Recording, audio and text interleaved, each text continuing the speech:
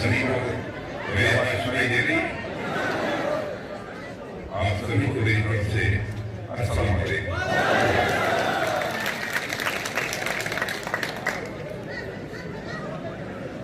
यह जम्मू कश्मीर डॉक्टर अंबानी साहब और विधानसभा प्रदेश के कैंडिडेट जनाब फकीर मोहम्मद खान साहब और बीडीसी जुड़े जनाब राजा अहबाज साहब और state secretary Jammu Kashmir BJP Tariq Keem साहब, यहाँ मौजूद मेरे सभी बुजुर्गों, नौजवान दोस्तों, युवाएं, मैं आपको याद दिलाना चाहता हूँ कि हमारे पूर्व प्रधानमंत्री अटल बिहारी वाजपेयी थे। कश्मीर के बारे में क्या कहा? उन्होंने कहा था इंसानियत, जमहूरियत और कश्मीरियत जिस दिन के साथ होंगे तो फिर से कश्मीर को जन्नत बनने से दुनिया की कोई ताकत नहीं। आप सभी जानते हैं यहाँ पर केवल 2 पॉलिटिकल फैमिलीज ने बराबर सियासत को ही तवज्जो दिया है, इस मुल्क का विकास नहीं किया है। लंबे समय तक लोगों ने यहाँ पर हुकूमत की है और आज मैं वैसे भारत का होम मिनिस्टर रहते हुए भी मैं पूरे आया, लेकिन शायद यहाँ पर कभी नहीं आ पाया। इस प्रदेश की हसीन वाली को देखकर यह साफ समझ में आ जाता है कि क्यों कश्मीर की वादियों को दुनिया की जन्नत का दर्जा दिया गया है। जम्मू कश्मीर में काफी लंबे समय से आता रहा हूं, लेकिन मेरा बदनसीबी की गई, शायद इस जगह पर मैं पहले नहीं आ पाया, लेकिन हमारी वो बदनसीबी समाप्त हो गई। आज मैं यहाँ पर पहली बार आ गया और जिस तरीके से आप लोगों ने मेरा इस्तेमाल किया है मेरे दोस्तों, मैं कभी सोच नहीं सकता विरोध में इतनी गमजोशी के साथ मेरा इस्तेमाल।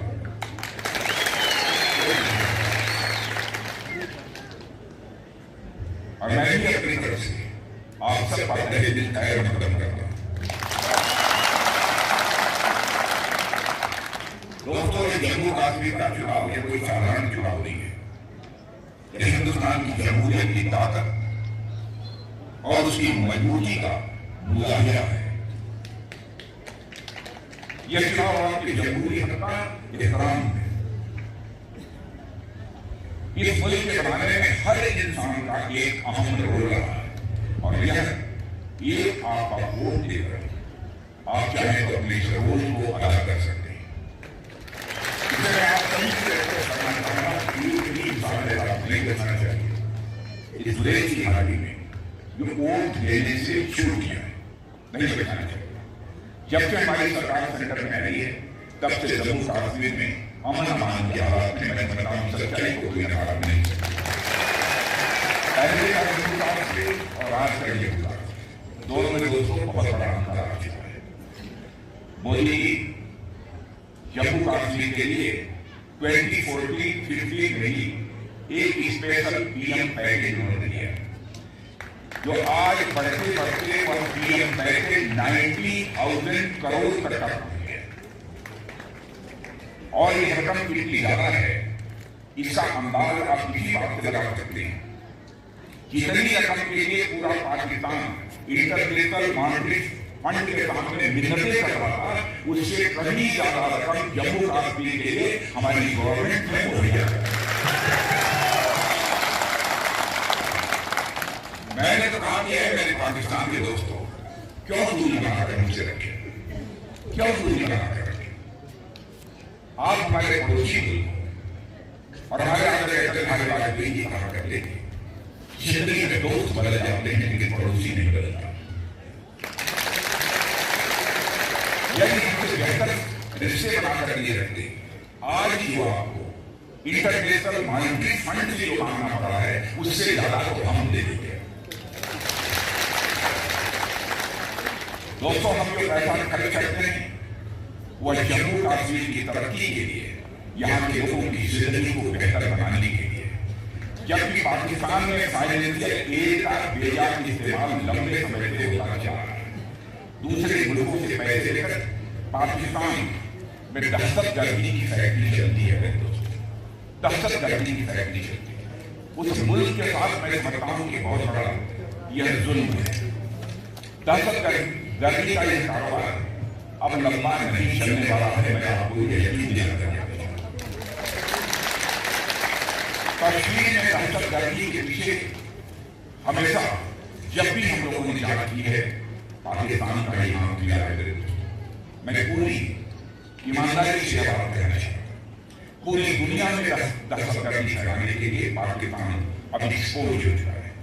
हिंदुस्तान की हर सरकार ने बराबर पाकिस्तान को समझाया, और आपने देखा होगा कि आपने अटल बिहारी वाजपेयी एक बार पैदल चलकर पाकिस्तान गए जब वह प्रधानमंत्री। हमारे प्राइम मिनिस्टर सारे प्रोटोकॉल को तोड़कर मोदी जी पाकिस्तान नवाज शरीफ जी के कार्यक्रम में भाग लेने के लिए गए थे। आप सब हिंदुस्तान की हर सरकार ने पाकिस्तान को समझाया है कि अपनी जमीन पर चलने वाले टेररिस्ट ट्रेनिंग कैंप को बंद करो, मगर आज भी वह बाज नहीं आ रहा। आर्टिकल 370 खत्म होने के बाद भी पाकिस्तान इस समय बौखलाया और वह कोशिश कर रहा है कि फिर से दहशतगर्दी का आलम इस जम्मू कश्मीर में गया।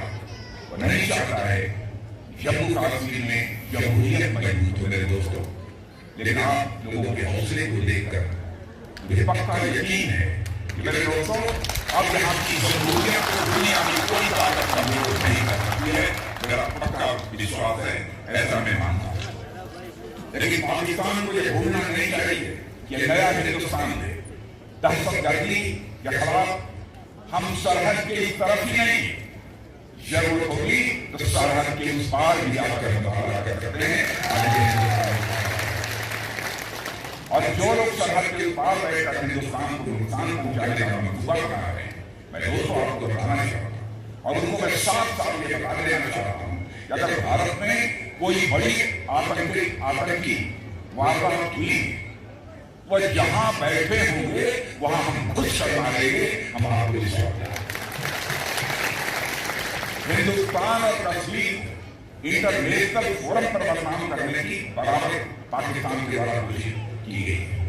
इस बार टर्की ने पाकिस्तान का साथ छोड़ दिया, टर्की ने भी छोड़ दिया, क्योंकि वह भी पाकिस्तान की नीयत अच्छी तरह समझ चुका है।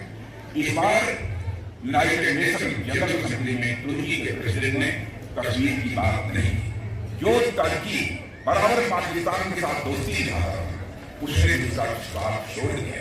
कम से कम पाकिस्तान अब तो असलियत और हकीकत को समझना चाहिए। पाकिस्तान के वज़ीर आज़म इस समय मियां शहबाज शरीफ साहब और में उनकी बौखलाहट इस बार मेरे साफ देखने को मिली है। दोस्तों, मैं आज आप सबसे यही कहने आया हूं, जहां पर गुरेज का प्रश्न है। गुरेज यह बहुत ही सुंदर एक सीमा का मुल्क है। यहाँ के हजारों देशभक्त, यहाँ के हजारों पेट्रियट आपकी सेना के साथ मिलकर काम करते हैं और जीवन का अपने गुजारा करते हैं। मुझे लगता है कि कोई एक साहबान ऐसे नेता पैदा हो गए जो कि आपको सेना में अपनी नौकरी करने से रोकते हैं, आपको काम करने का मौका नहीं मिल पाता है। मैं डिफेंस मिनिस्टर होने के नाते में कहना चाहता हूं, आज जितने लोग सेना में काम कर रहे हैं, आप इनको जिताइए हमारे फकीर साहब को। मैं यकीन दिलाता हूं इससे ज्यादा लोग सेना में काम करेंगे।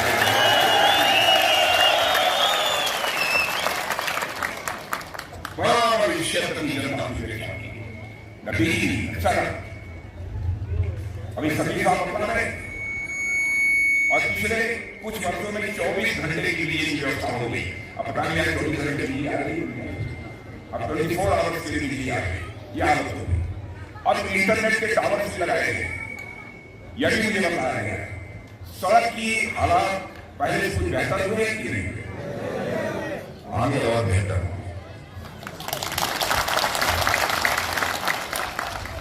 इमरजेंसी के लिए हमारा हेलीकॉप्टर मौजूद है, काम चल जाएगा, चल जाएगा। ये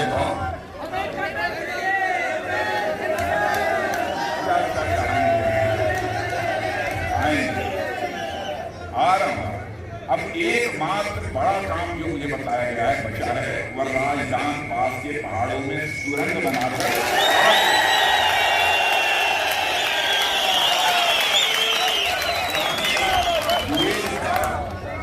गुरेज का श्रीनगर और बाकी देश के भागों से निरंतर संपर्क ही न बना रहे बल्कि निरंतर रिश्ता भी बना रहे।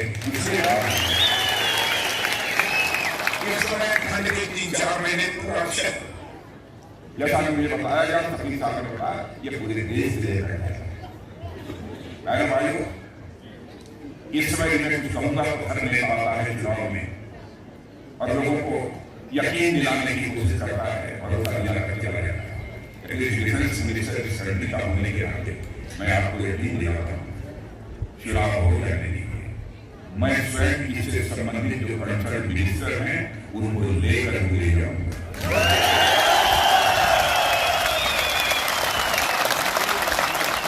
और मैं आज आपको यही यकीन दिला कर फकीर साहब को चुप कर लीजिए, फकीर हैं, है ना भाइयों, एक बार जो हाथ फैला देंगे तो मैं बेहतर नहीं रहेगा।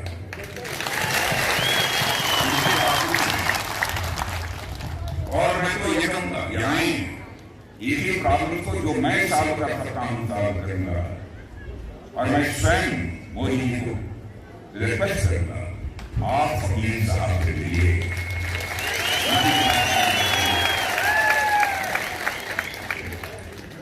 गुरेज के लोग कल्चर की बहुत ही रिच है और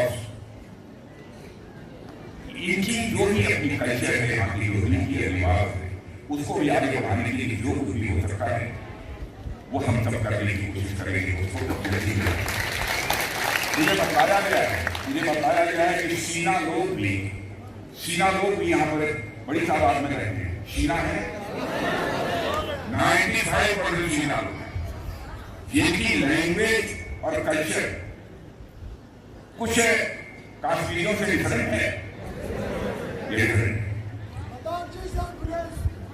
और लेकिन भारतीय सेना के द्वारा सीना कल्चर को प्रदर्शित करने वाला एक म्यूजियम भी शायद गुरेज में बन गया है।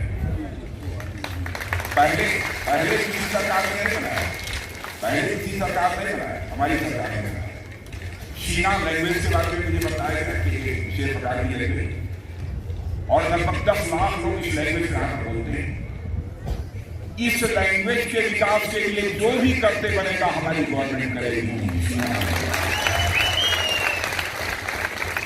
गुरेज टूरिज्म का भी बहुत बड़ा स्थान है, टूरिज्म को और बढ़ावा दिया जाएगा। मैं आपको यकीन दिलाना चाहता हूं। बस फारूक अहमद साहब से ही मैं कहूंगा, फारूक अहमद साहब आप मत देखिएगा, राजनाथ सिंह से मिलते रहिएगा, बराबर वाला टेलीफोन जिसको भी करना होगा मैं टेलीफोन करूंगा।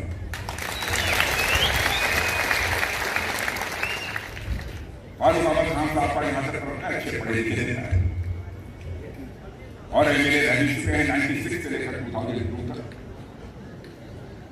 जीत कर आएंगे घाटी के पहले एमएलए के रूप में, भाजपा के पहले एमएलए के रूप में एक नई हिस्ट्री बनाएंगे। और इसके अलावा ये बहुत सारी चीजें हैं मेरे दोस्तों को मैं आपको बताना चाहता हूँ। कुछ चीजें मैं नोट करके इसे लाया था कि कहीं कोई बात हमारी आपसे छूट नहीं है।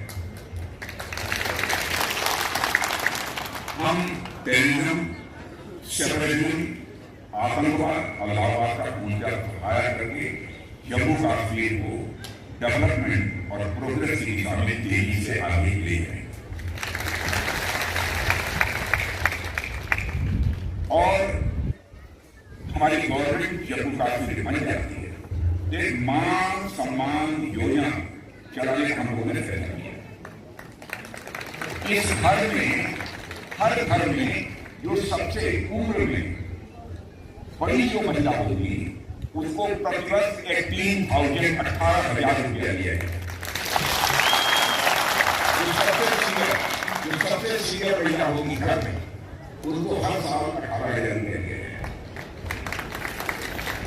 और हमारी उज्ज्वला यहाँ पर गैस सिलेंडर लोगों को मिला है कि मिला, तो हर सिलेंडर जिनको मिला है उज्ज्वला लाभार्थियों को हर साल दो मुफ्त में एलपीजी गैस सिलेंडर मुहैया कराए।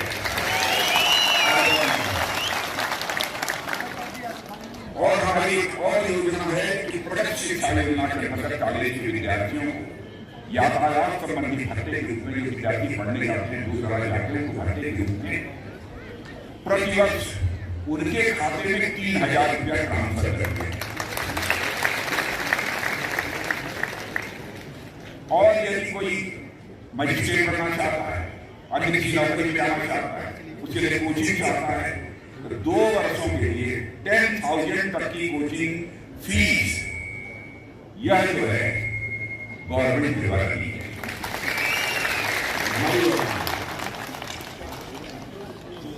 हर दूर दराज के जो भी क्षेत्र में घर के वहां पर हायर सेकेंडरी स्कूल में पढ़ने वाले बच्चों को टैबलेट और लैपटॉप मुहैया कराए। दोस्तों, हम अटल आवास योजना, अटल जी के नाम पर रखा गया है, अटल आवास योजना के माध्यम से जिनके पास लैंड नहीं है, ऐसे लोगों को 5 मरला जमीन का मुफ्त में आवंटन करेगा।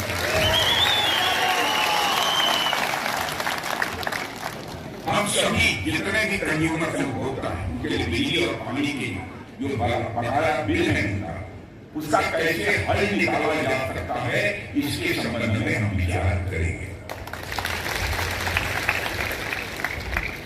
और हर घर में हमारी ये कोशिश होगी कि अब नाले से पानी न लेना पड़े, नदी से पानी न लेना पड़े, हर घर में नल पहुंच जाए और नल से लोगों को जल मिलने लगे, पानी मुफ्त बिजली उपलब्ध कराएंगे। इसमें सोलर सिस्टम की स्थापना के लिए यदि आप सोलर सिस्टम, सौर ऊर्जा जिसे कहते हैं, यह आप करवाएंगे तो 10,000 रुपये की आपको सब्सिडी दी जाएगी। जो बुजुर्ग है, वृद्धावस्था, विधवा, विकलांगता पेंशन या मिलती है, पेंशन की 1,000 रुपये मिलती है, इसको बढ़ाकर 3,000 रुपया कर देंगे। आयुष्मान भारत योजना के अंतर्गत आपके पास कार्ड बना है, दूसरों के पास नहीं बना है, तो ये 5 लाख का कवरेज तो मिलता है। 5 लाख रुपए का इलाज आप उसमें करा सकते हैं केवल आयुष्मान भारत योजना के अंतर्गत। इसके अलावा गवर्नमेंट यहाँ बन जाने के बाद 2 लाख रुपए की और मुफ्त इलाज की सुविधा को और पूरे जम्मू कश्मीर की बात मैं कहना चाहता हूँ, सरकारी मेडिकल कॉलेज में बात नहीं, 1,000 नई सीटें जोड़ने जा रहे हैं। किसान सम्मान निधि, प्रधानमंत्री किसान सम्मान निधि के अंतर्गत लोगों को 6,000 रुपया हर साल मिलता है। यहाँ पर कितने लोगों को मिलता है, हाथ करिए, नहीं मिलता। अरे नहीं ऐसा यहाँ की हुकूमत ने गड़बड़ किया, ऐसा नहीं हो सकता। और मैं बताऊं कि इसी में जांच कराऊंगा, इसी में जांच कराऊंगा जिनको मिलना चाहिए।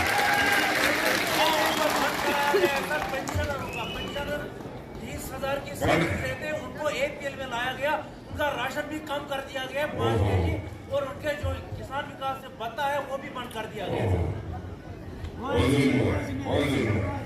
मैं कहना चाहता हूँ किसान सम्मान निधि के तहत अभी तक कितना मिलता है, 6,000 रुपये साल में, 6,000 10,000 मिलेगा, 10,000।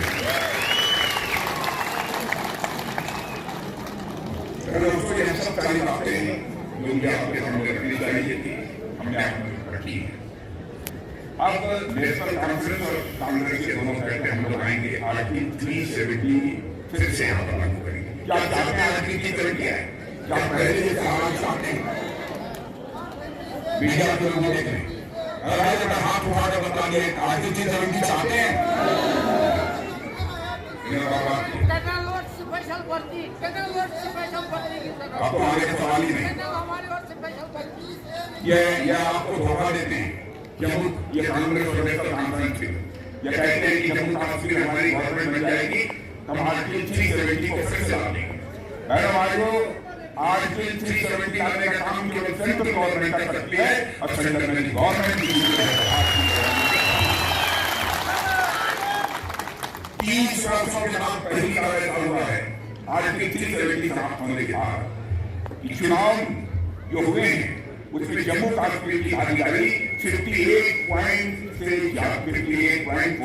रही है और लद्दाख में तो 71% से ज्यादा लोगों ने मतदान किया है बिना भय बिना पक्षपात के चुनाव हुए और पूरे भारत में ही सारी दुनिया में इसे देखा है। यह है जम्मू कश्मीर बदलाव का मैसेज मेरे पैरों में और यह बदलाव का मैसेज भागीदारी है और जम्मू कश्मीर पिछले 10 वर्षों में बहुत बड़ा बदलाव आया है। यह हमारी सरकार की कोशिशों का परिणाम है मेरे दोस्तों। आजादी के बाद यहाँ हमारी बेटियां समाज के कमजोर तबके के लोग जो अपने हक से वंचित रह गए थे उन सबको उनका हक मुहैया कराएगी हमारी गवर्नमेंट। बहुत सारे काम किए या नगर पालिका नगर पंचायत सब कुछ चुनाव ही नहीं होते। अब वो चुनाव मैंने भाई बखूबी होंगे, हम लोगों ने कराया भी है, कोई रोक नहीं।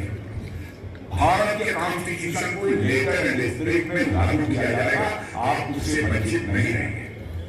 पहले के हुक्मरानों ने इसकी परवाह नहीं, पहले के हुक्मरानों ने इसकी परवाह नहीं और देखा हमने पता नहीं कितने वर्ष हुआ श्रीनगर के लाल चौक चौराहे पर बहनों भाइयों हिंदुस्तान का तिरंगा झंडा पहली बार लगा है लंबे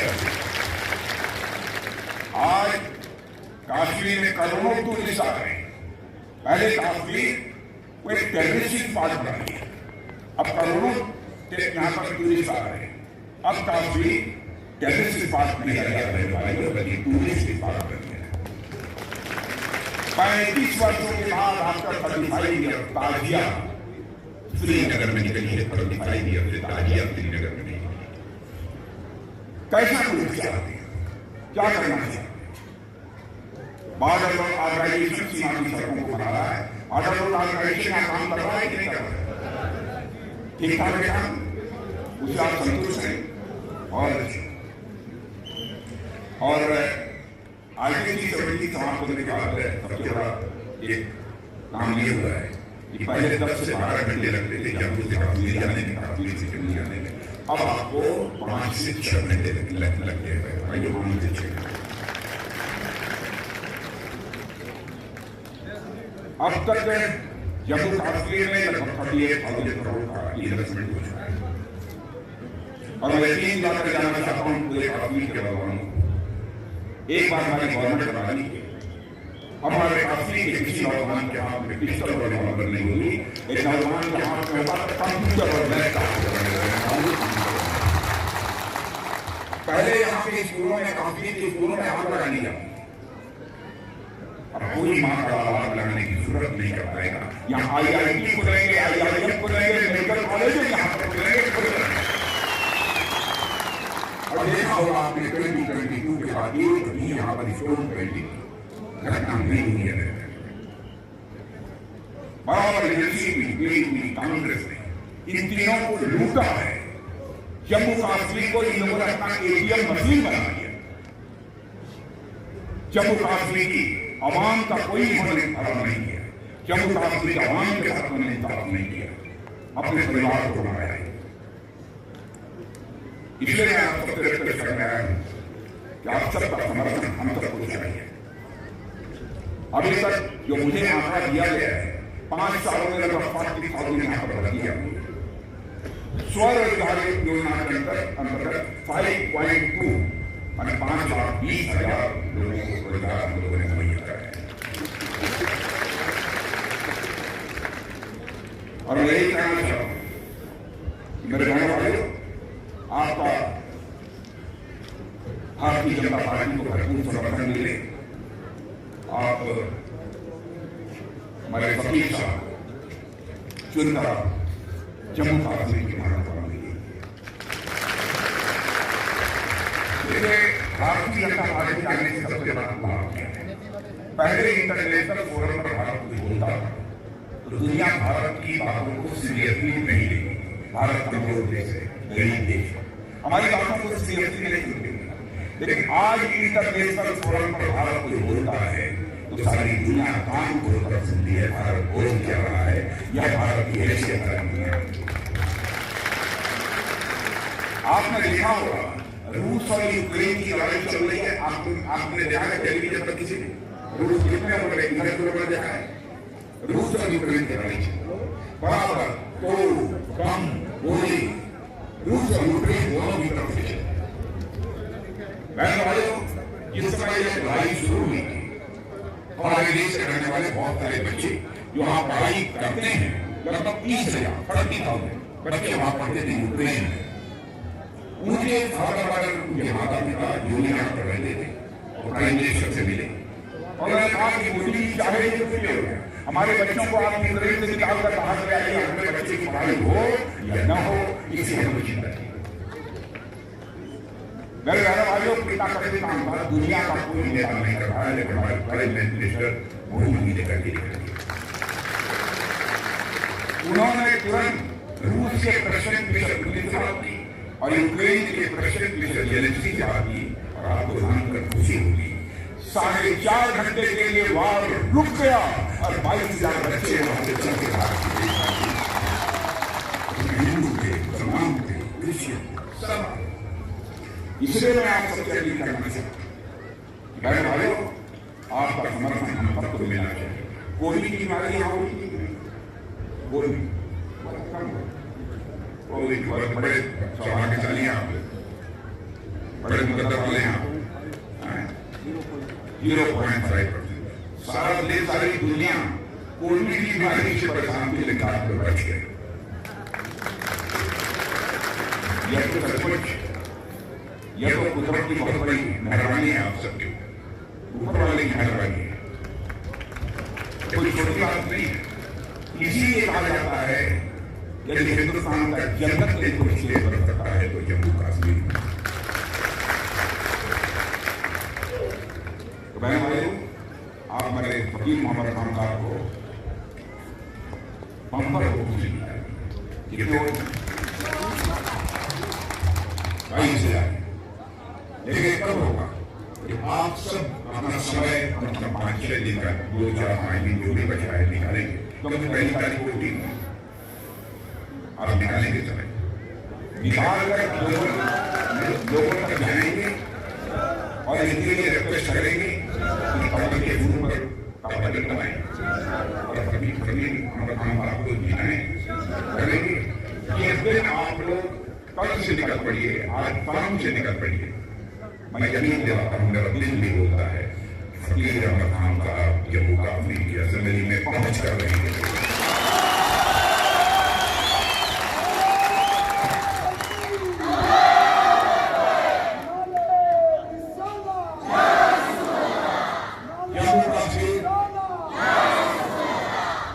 जम्मू कश्मीर की असेंबली में हमारे फकीर अहमद खान साहब को चुनकर दे दीजिए। मैं खुद पहल करूंगा इनको केवल तो ये मेले न रह जाए, कुछ और बन जाए।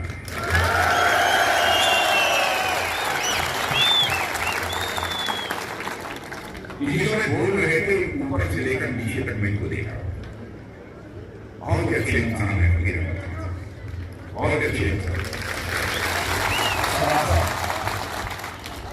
सराफत इनके चेहरे से टपकती है, इनका चेहरा बोलता है।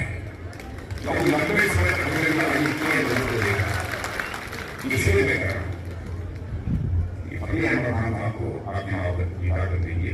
और ये चुनाव जीत है, एक वादा में कर दूं, एक वादा कर दूं पता फकीर अहमद खान साहब चुनाव जीतने के बाद जब भी 2 महीना 4 महीना में जब बर्फ न हो या बर्फ रहेगी कहेंगे तब भी, यदि हमारे यहाँ पर आदमी कहे पर आ जाएगा तो उससे एक बार मैं फिर से आना चाहूंगा।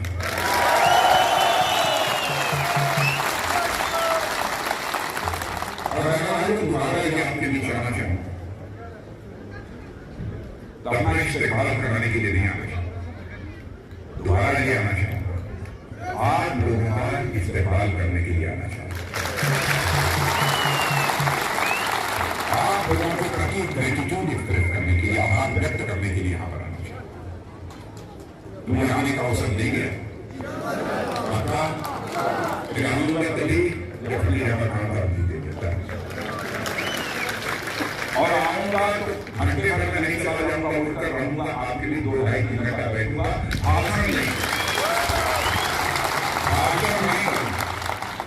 भाषण नहीं करूंगा, केवल गपशप मारूंगा।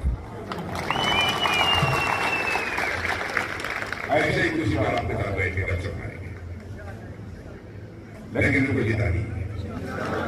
और राजनाथ सिंह के बारे में आपने सुना होगा, जानते पढ़ाने पहले से जानते थे, आप लोग नहीं जानते थे, जानते थे। और बहुत बड़ा इंसान ने सुना होगा, ये बोलते हैं